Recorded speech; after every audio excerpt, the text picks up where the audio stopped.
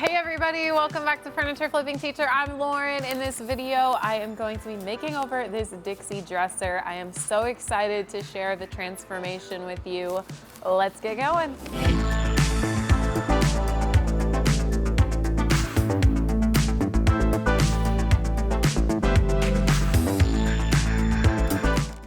So I don't know if this is going to be controversial or not, but I am going to begin by removing the hardware, and I'm not going to be putting this same hardware back on. I just think that this style of dresser, it's actually, the style is called Shangri-La, which is, more of like an oriental style, which totally makes sense with this hardware. But I am going to modernize it a little bit better. And so that partially is a lot to do with the hardware. So I am going to be taking these off, filling in the old holes, and then putting new hardware on.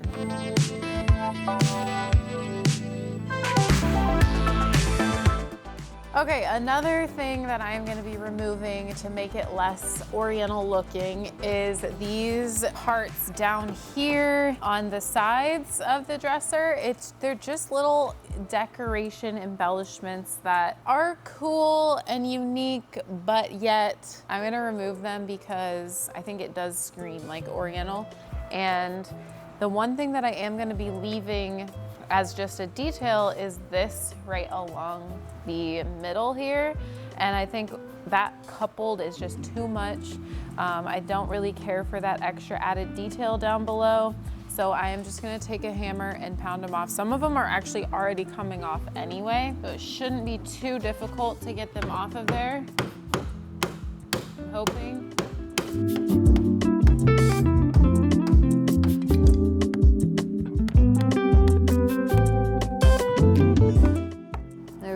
Pretty easy, just like I thought. So I'm gonna do the other three now, and then we'll get to cleaning. We're gonna be using some simple green for cleaning this piece.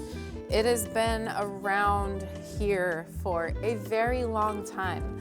I don't remember where I got it. I don't remember how much it cost. It has literally been with me, I think, since I was in my parents' garage. So if you've been around that long, it's been 4 years, over 4 years since I have started my YouTube channel, and that's almost as long as I have had this piece of furniture in my possession. I have just held on to it for the longest time, and now that I'm weeding out all of my furniture that I have here in the shop just to get new inventory in, it's time to tackle this piece. So I can't even tell you the numbers, but I'm pretty sure, like I've said in the past, like my general consensus of pieces is that I don't spend more than $100 on a piece unless it's like a super nice piece, have to have it type of piece. So I don't think I would have spent much more than $100. So I think it's safe to say $100 is the cost of this piece. But anyway, I'm telling you all of that to say it is a little bit dirty and dusty. So I need to go ahead and clean the surface of this, and I'm gonna do that with Simple Green. It doesn't really matter what type of cleaner you are using, as long as it has that degreasing side to it. So it's gonna get all that oils from our fingers and hands that have been on it over the years, along with the dust and dirt and grime off of the surface. I like to do it before I sand because I want to just start with a clean, fresh slate. I do not want all of that yuck, which I like to call it, getting anywhere else. So that's why right after I remove the hardware, I clean. And this is a laminate top, so I'm gonna show you later how we're gonna tackle painting a laminate surface. The rest of it is wood, but the top is laminate, so there's no, refinishing it or anything like that. So it does have quite a bit of dust on there. This is why I like to clean first. The sanding will create more dust, but it's a different type of dust, if that makes sense. This is more dirty dust, and that's sanding dust.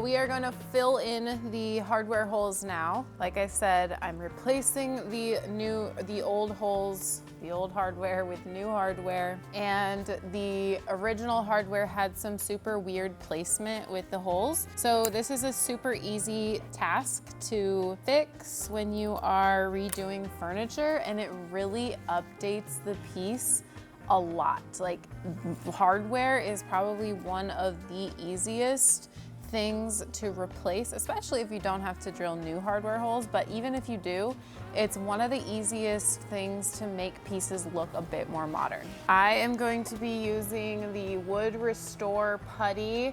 It is very similar to Bondo. It's a 2-part epoxy wood filler. And the reason that I use this over a typical wood filler is because it hardens so much better and it doesn't shrink up.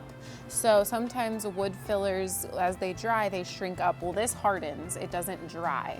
So it's just a little bit of a different formula, but what I do is I just take a little piece of cardboard and then I scoop out some of the mixture from the can. And with this stuff, you don't want to mix too much and then have a bunch of leftover or have it harden too quickly. So I just do a small amount at first, and then I will take the cream hardener, which is in this little tube, and it comes together, and then I will just put a small amount on my cardboard, and that is when I'll go ahead and mix everything up and start to apply it over my hardware holes. You want it to be all one color before you begin to apply it. That's when it starts to harden, is when it begins to get mixed up. I'll go ahead and apply that on there to the hardware areas. Sometimes it does take 2 applications for them to get fully filled, but we'll let this harden up and then sand and see if we need to do another application or not. Bondo is all hardened up now, so I am going to go ahead and use my Surf Prep 3x4. This is going to fit directly into the crevices here of the drawer fronts, and then I'll be able to go ahead and sand down all of the Bondo. And then while I'm at it, I'm also going to scuff sand the entire piece as well. So even the spots that don't have Bondo, I'll go over with my sander too. On the edges, I may grab a sponge sanding abrasive that will help me not like hamper with the shape of the edges of the drawers. I always like to do that because it's never great to, you know, mess with the shape and sand it down too far. I'm going to use 120 grit on this. I'm going to go ahead and mask up and put my headphones on, and we'll get to sanding.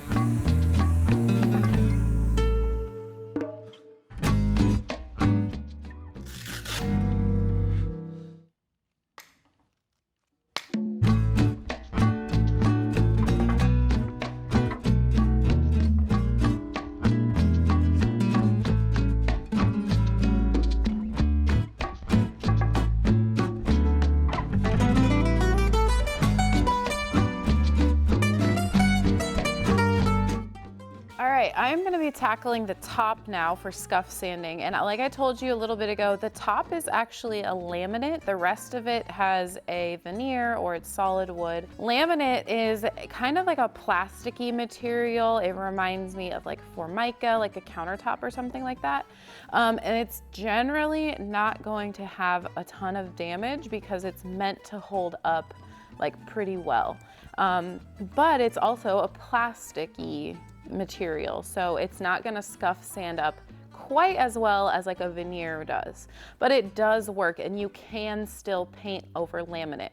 Sometimes laminate is like covered pieces, sometimes it is just on the tops like this one. It really just depends. So all you do is the same method that you do to the rest of the piece, which is scuff sand, and then I'll show you the other step that you're going to do after scuff sanding to make sure that your paint adheres, because if you just painted over this, unless you're using a really strong paint and primer, then it probably won't last very long over the top of laminate. So we need to create some tooth with the sandpaper. I'm gonna use the 120 grit that I've been using. I got a brand new piece, so a piece of sandpaper, so I know it's really gonna scuff it up well.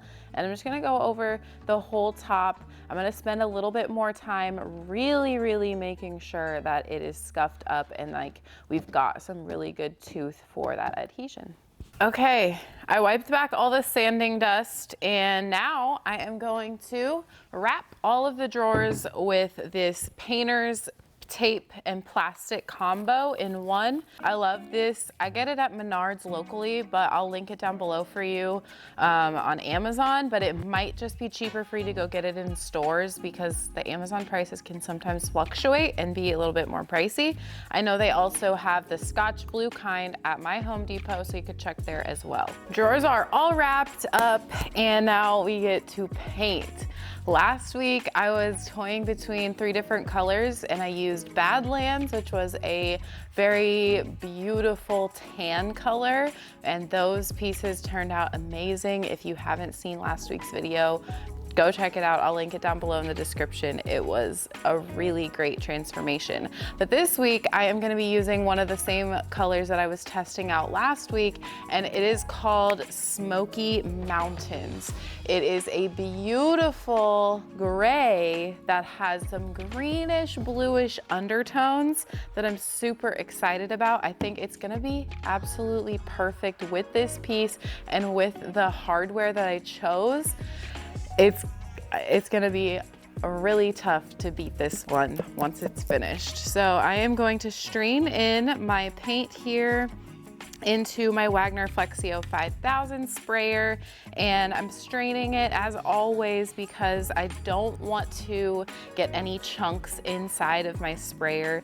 I am going to be doing a few coats, so I'm just going to go ahead and dump the whole entire can here into the spray gun, and I'm also going to grab some water just to thin it out a tad bit.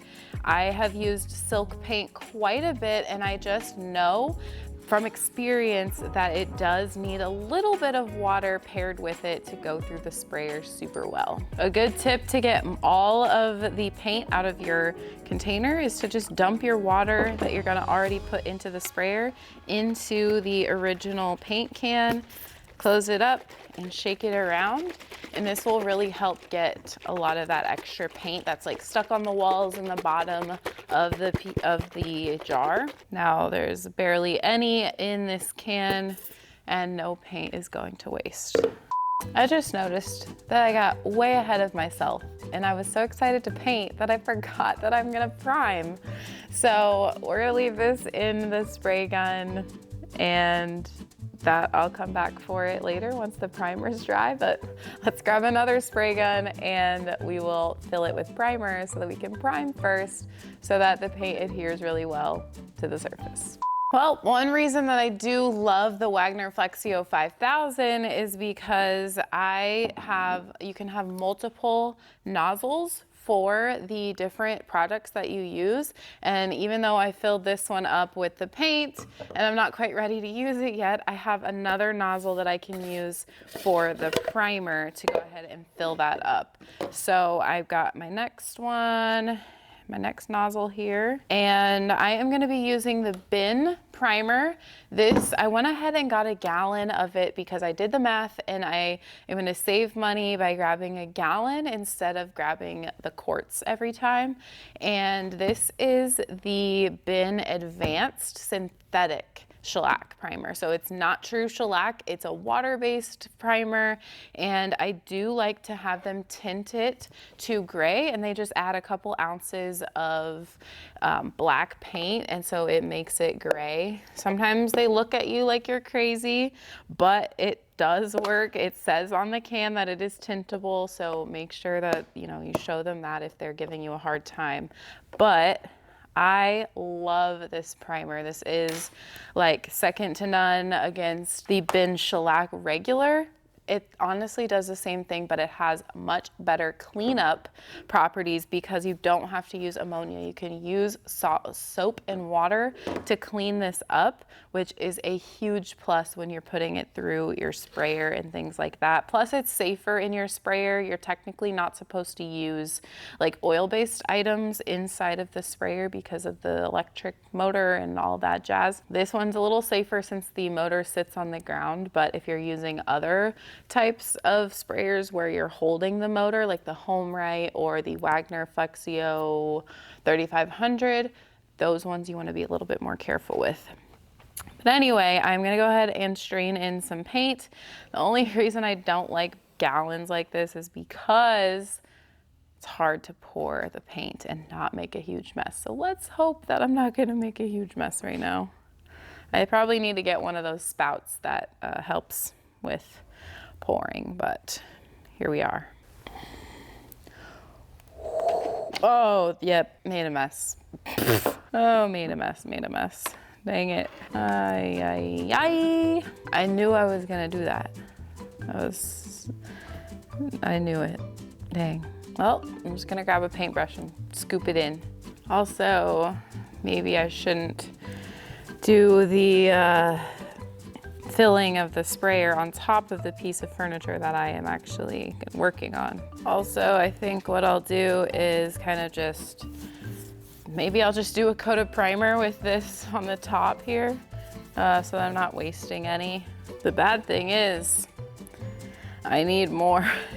I didn't pour enough in here, so I'm gonna go again. This time I hope I'm better. There we go.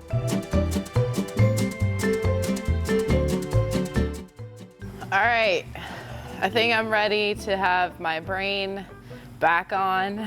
I'm feeling a little under the weather, so maybe that's why, but I'm ready to paint. I'm ready to prime. Let's prime.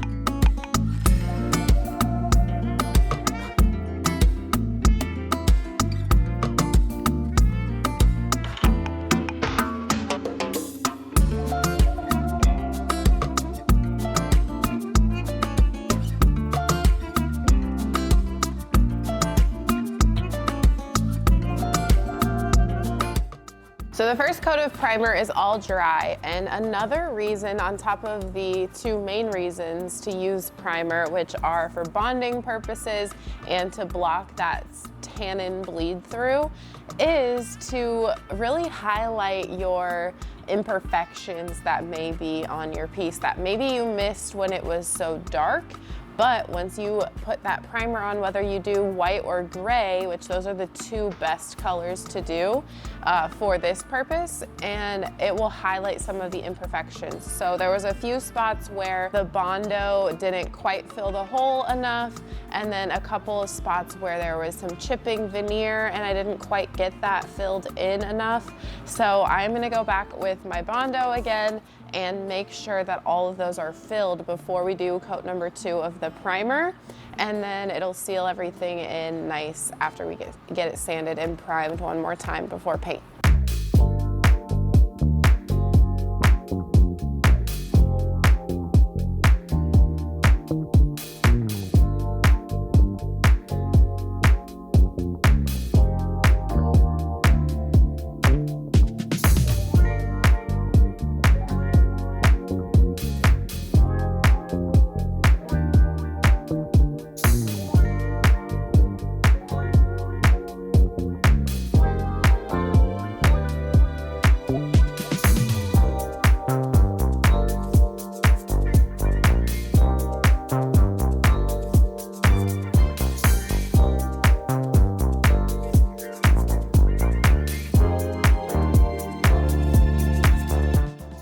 After I got the primer on, I have noticed that this corner of the dresser isn't fully secure onto like the rest of it. So it kind of is lifting apart quite a bit, which in the long run would not be great. So I tried to first glue it, but it just wasn't strong enough. Like if you're ever to pull it, like lift it by the top or something, I'm just afraid that it won't hold up well and stay secure. So I found a little L bracket in my stash, and I am going to screw it in to the boards here, just to make sure that the top stays secured to the sides of it, especially on this corner. The rest of the corners are all intact and good, but I thought that this would be the most inconspicuous way to do it without having to like deconstruct the entire dresser and create pocket holes and things like that. That could be another option if you created pocket holes to, you know, connect the dresser from within. But I think this should work. I made sure that my screws are not longer than the outside panel here because I don't want anything popping through. But other than that, I think we're good to go. And I am going to do some pilot holes, and then we'll connect the L bracket on the inside there, and that should fix up our problem. It's as good as new. It does not come up at all. I ended up doing 2 L brackets just for double reinforcement. But now we are ready to move on, and it is time to paint. And since I already filled up my paint sprayer for paint, we can just dive right in.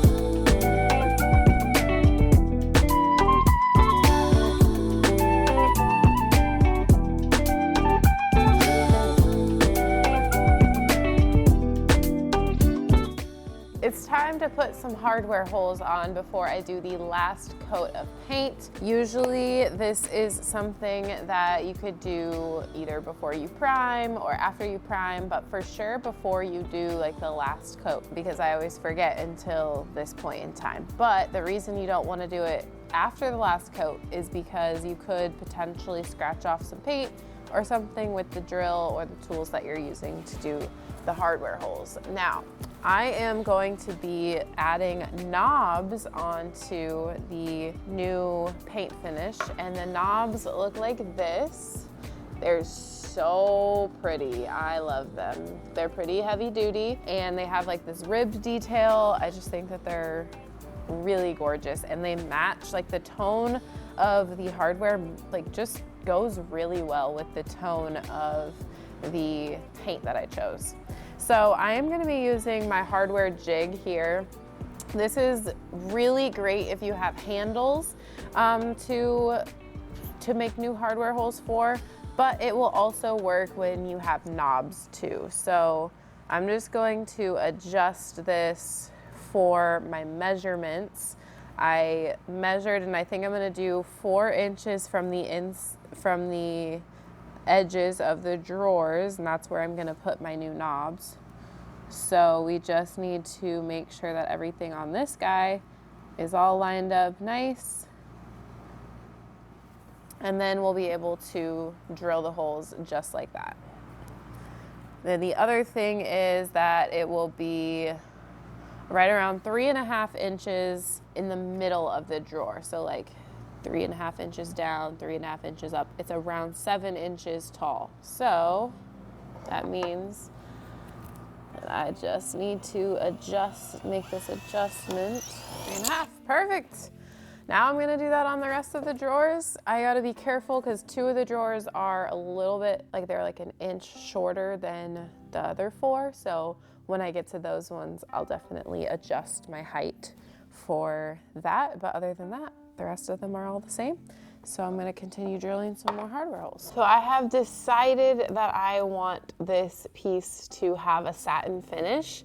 So what I'm gonna do is on coat number 2 and 3, I'm gonna have the top coat poured into my paint when I'm spraying it. So instead of doing like top coat only later on, I am just gonna mix it in with my current paint that's in my sprayer right now. And you can do either way. There's really no right or wrong reason or right or wrong way to do this. I am just doing it for to help my paint go a little bit longer, and then also just to get a really durable finish. So I have about this much of this top coat left, and so I think it should be perfect. It's got like a low luster finish, so it's going to be kind of like a satin finish once I'm finished, which is exactly what I want. I want this to look a little bit more on the higher end side, and typically in my experience, the ones with satin finishes just look a little bit more finished and like a little bit more on the higher end looking when it comes to furniture. So and then of course it's also going to be more durable. Even though this paint is an all-in-one paint, it has that top coat built in,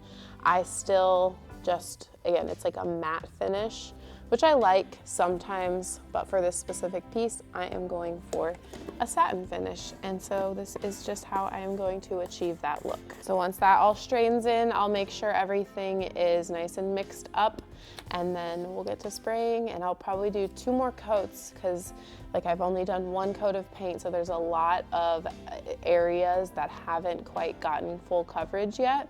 So that will be what coat number 2 is for, and then coat number 3 will just be another round for protection with like that top coat built in there.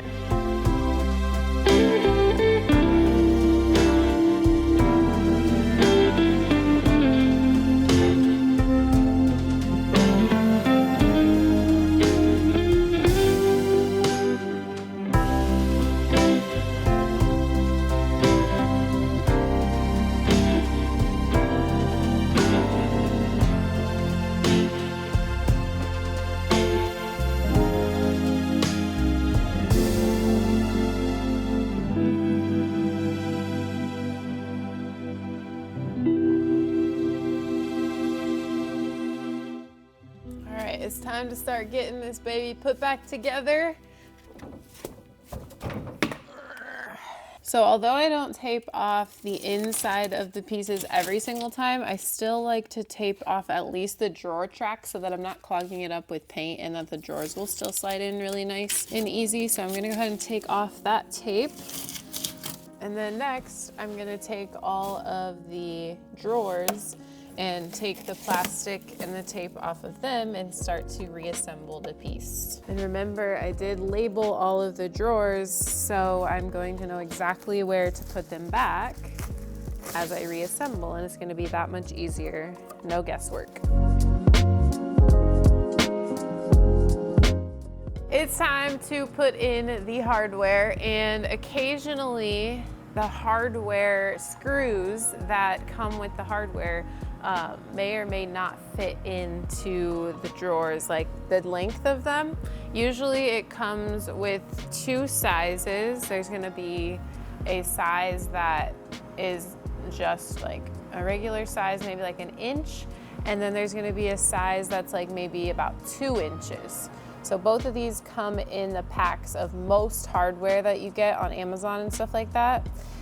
Sometimes the already pre-cut one is too long, and that is the case with mine. So you might notice that the 2-inch ones have little notches like this, and those are actually so that you can cut your screws, and you can cut them down to size so that you don't have excess, or you don't have to supplement with like the washers and things like that. You do need a tool to cut them. The tool are these crescent cutters. I'm not for sure on like the true name of them, but I'll link them down below in the description. And all you do is you measure where your screw needs to be cut, and then you just take these, you line them up onto whichever groove. So for me, it's the second one. And then it's gonna take a little strength, but you might want to use glasses so that you don't get poked in the eye, because you never know where it's really gonna go. And then you are left with the screw size that will fit with your hardware, and you won't have any excess. So I'm gonna go ahead and cut all these to size, and then I'll be able to screw in all of my hardware with the correct size screws. So now I've got my 13 screws cut to size, and we can go ahead and install all of the hardware.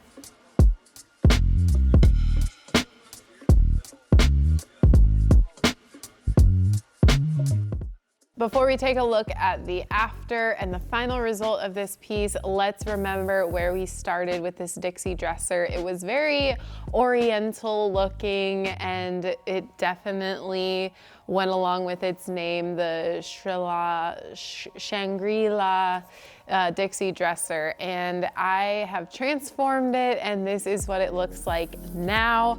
I am so pleased with the way that it turned out. I think that it still does have little tidbits of like an oriental vibe, but overall it's been so totally modernized, and it would fit into any modern home style-wise, and this color is so beautiful.